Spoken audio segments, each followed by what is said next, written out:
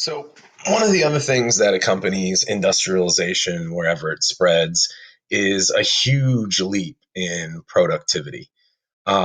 This is partially thanks to the introduction of machine labor. It's also partially thanks to some pretty radical changes that take place in the manner in which we work and produce things. Um, so obviously, machines do not need to rest. They do not need to sleep. They do not need to eat or go to the bathroom or have bad hair days or anything that would slow down the production of a human. So, with the introduction of machine labor, we are able to continually produce goods 24 hours a day, 365 days a year without rest.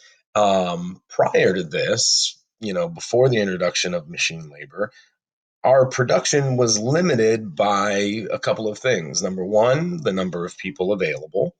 Number two, the hours in the day, because humans have to sleep, they have to eat, they have to go home and rest. And it was also limited by daylight. Generally, working hours were from sunrise to sunset and no more. But with machine labor, that no longer hinders us. Machines can run continuously throughout the night as long as there's someone available to manage them. And this also changes the hours and the manner in which we as human beings work, and this introduces the idea of shift labor, where people work a certain number of hours a day in a certain position. And then when their shift is over, they clock out, they go home, someone else comes in, picks up where that person left off, so that production continues around the clock. Now, another really important change into the way that we work, thanks to industrialization, is what's known as the division of labor. And the division of labor is a pretty simple concept, but it's not one that was necessarily popular until machine labor gets introduced and we can work 24 hours a day and produce 24 hours a day. Basically, what the division of labor is rather than having a skilled artisan or a skilled laborer who creates a singular product from start to finish, the division of labor, or the idea of the division of labor, is that if you take that complex process and you break it down into dozens or hundreds of smaller, simpler processes, instead of having to hire skilled artisans to complete the production of that product from start to finish, you can now hire unskilled labor, and each step of that process is performed by someone else. Once that step has been performed, it moves on down the line to the next person. And this greatly speeds up production. It also reduces the cost of production because you're not having to hire skilled workers. You're not having to train them. You're not having to replace a highly skilled worker if they leave. It makes labor kind of interchangeable and replaceable. Um, Now, this is taken even a step further when the division of labor becomes automated. And this is a credit to Henry Ford, who was one of the first proponents of this idea of an assembly line, where rather than having workers do one step of the process, move the good to the next person, come back to their workstation, begin their process again.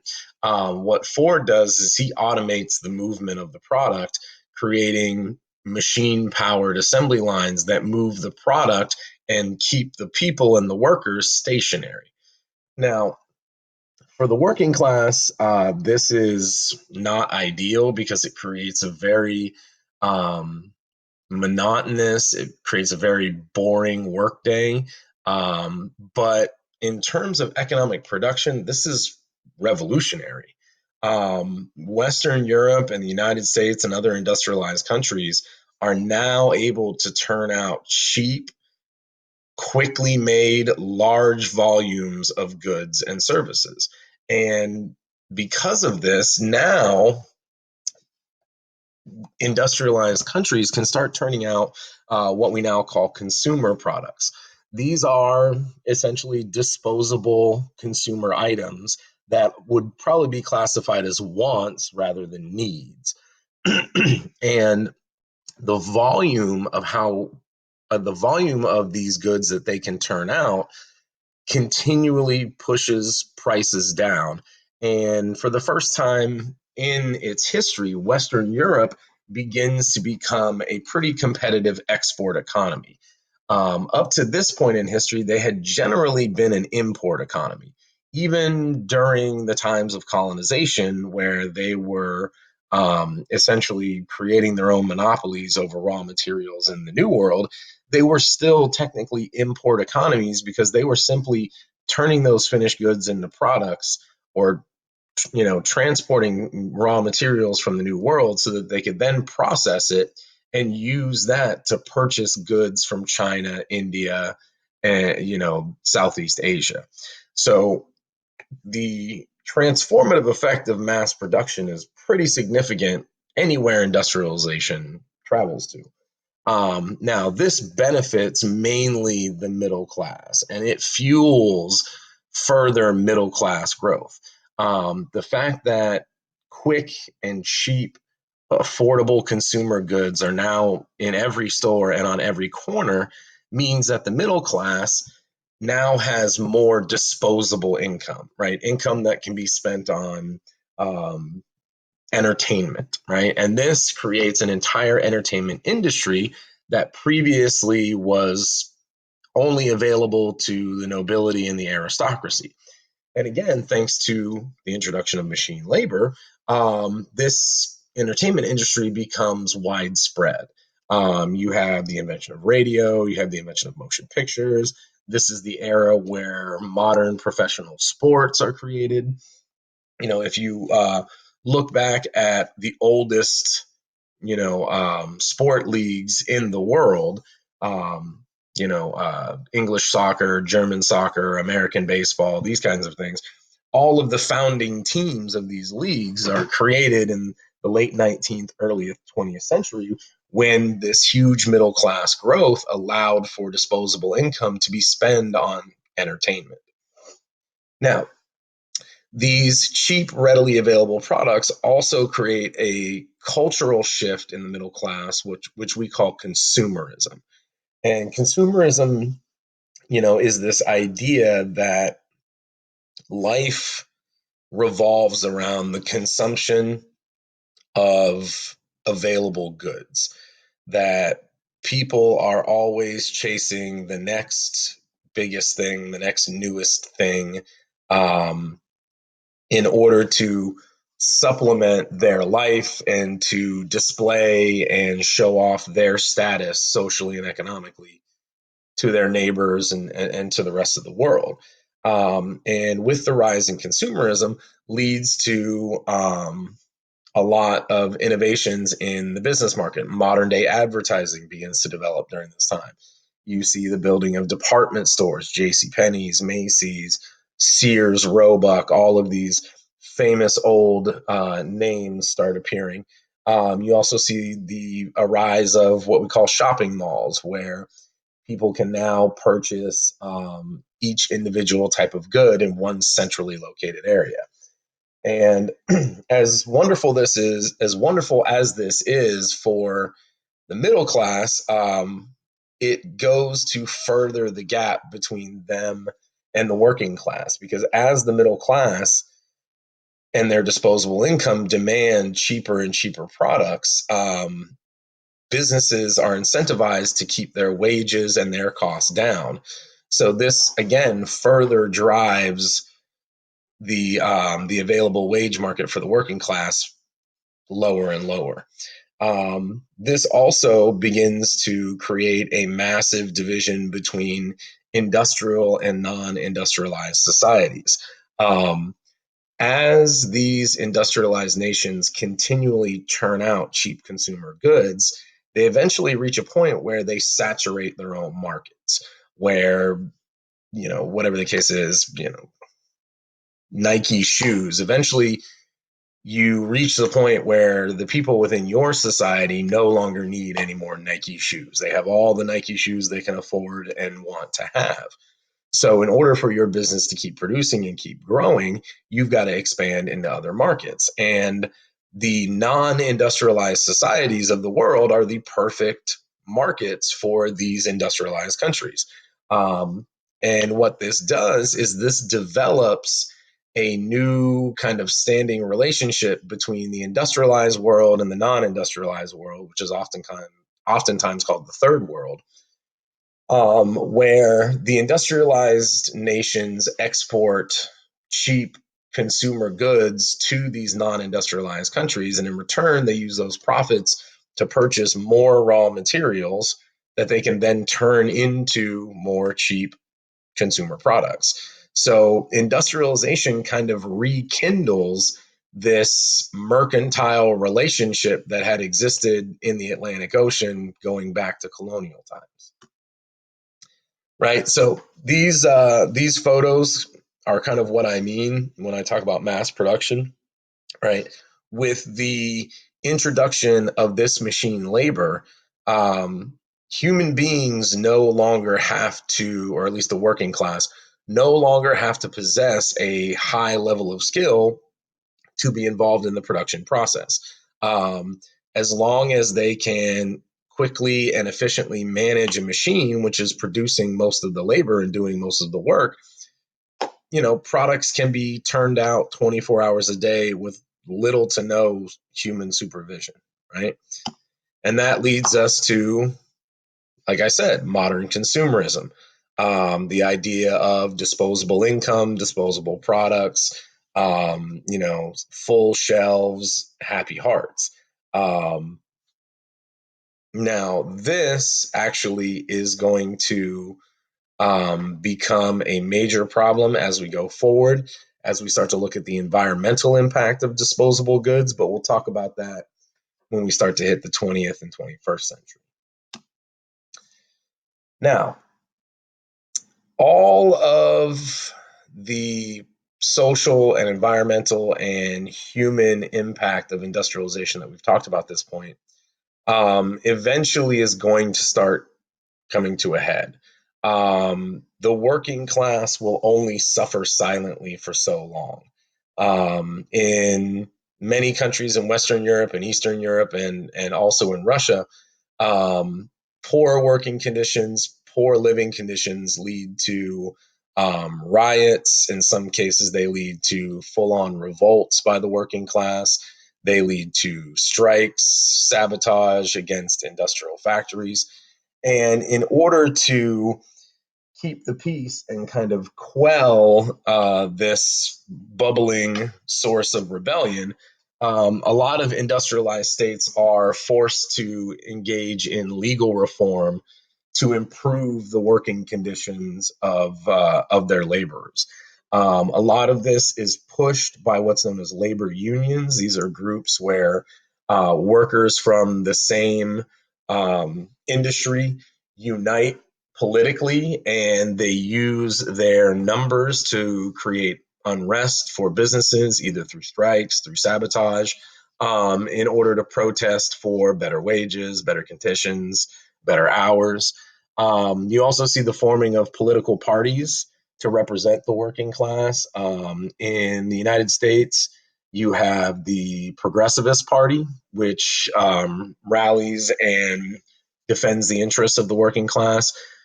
Many of them push for things like universal male suffrage, women's suffrage, regulation of labor. And in the late 19th, early 20th century, these political movements by the working class begin to actually pay dividends.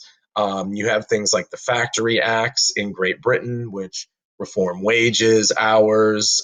They set standards for safe working conditions. They do away with child labor. You also have things like the Tenement Acts in the United States to fix the living conditions in working class areas. They forcibly tear down unsafe housing. They create standardized business codes. They create standardized air and water regulations. And a lot of governments begin to see that these legal reforms of business, which are kind of anathemic to, free market, laissez-faire capitalism, begin to win them points politically with the working class. And there's this kind of sudden uprising of what we call populism, where politicians begin to appeal directly to the working class, and their political power going forward. So you begin to see more government regulation in various industries, things like the Clean Food and Drug Act in the United States. You also see the beginning of the breakup of business monopolies by these American robber barons. Minimum wage, limits to working hours. You also see the creation of what we call the social safety net, things like free public education, retirement income plans, workers' compensation, public welfare, all of these things that are created to help to help save and to help strengthen the weakest and the poorest among each society. Now, even with these political reforms in the 18th and 19th century, there are still a number of people who are not satisfied.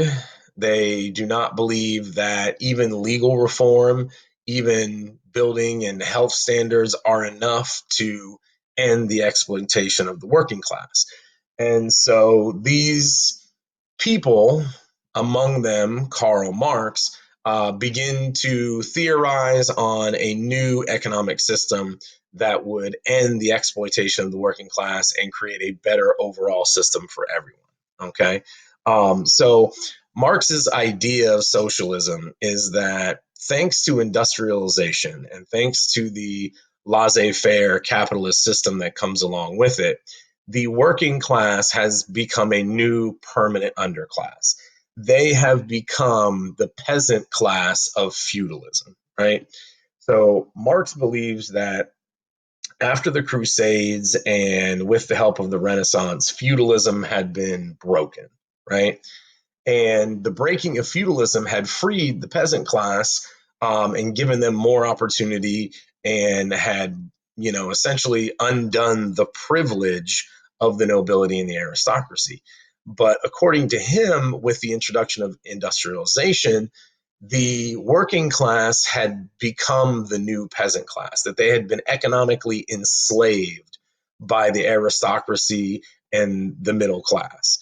And according to Marx, struggles between classes, social classes, are the very basically definition of history. And according to his view of history, capitalism is an unstable system that is bound to fail because it creates too much tension between social classes. And in Marx's eyes, what needed to happen was that the working class, the proletariat, must unite. They have to put aside all of the other things that divide them, right? They must put aside their religious differences, their ethnic differences, their cultural differences, right? They have to sweep all of that away and they have to unite based on their situation as this new economic slave class. And once they were able to do that, because of their numbers, they would be able to violently overthrow the upper classes, specifically the middle class known as the bourgeoisie, and that they would create a classless society. In this society, the government would own the means of production, right? They would own all of the capital, they would own factories, they would own railroads, they would own shipping, all of these different things. There would be no private ownership of business. And Marx believed that once this happened, right, once there was no private business and the government regulated and owned all of the means of production, that would take away the financial incentive for business owners and the producers of goods to exploit the working class, because everyone would be working for the greater common good rather than their own personal gain. And then from there, the government would be able to distribute wealth to everyone within the society according to their contribution. The people who were more intelligent and more talented would receive more, while the people who contributed less because of their, personal limits, would receive a little bit more. Now, this is kind of an argument against a completely classless society, but Marx was also realistic. He realized that there are people in this world that are more talented than others. They're smarter, they're taller, they're bigger, they're stronger. And that level of contribution should be recognized. He also realized that if you create a completely classless society where everyone gets the same, then you take away people's motivation to work hard, you take away people's motivation to do better because they're not going to be rewarded for their efforts, right? Now, obviously, this political theory is going to be wildly popular amongst the working class because it is designed entirely to empower them. And you start to see socialist political parties pop up all over Western Europe, to a lesser degree in the United States. Russia sees a huge growth in socialist parties, but not so much in the Americas.